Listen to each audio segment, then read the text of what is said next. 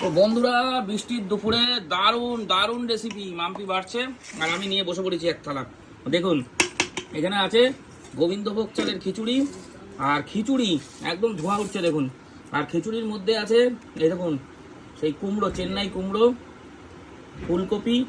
হ্যাঁ, তো বন্ধুরা ফুলকপি তো একেবারে মানে এই যে দেখুন ফুলকপি, আর এই টাইপের ফুলকপি পাওয়া যায় না, একটা ফুলকপি 100 টাকা দিয়ে নিয়েছি।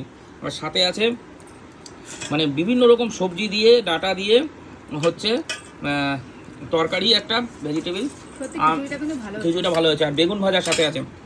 তো আজকে কেমন রেসিপি হয়েছে অবশ্যই জানাবেন। বৃষ্টি হচ্ছিল সকালবেলার থেকে, আর এমনি শনিবার আমরা নিরামিষ খাই। আজকে যদি কোনো মাছ মাংসের ভিডিও দেখে থাকেন ওগুলো আগের ভিডিও, ঠিক আছে? ওকে, খিচুড়িটা খুব সুন্দর হয়েছে, নাইস।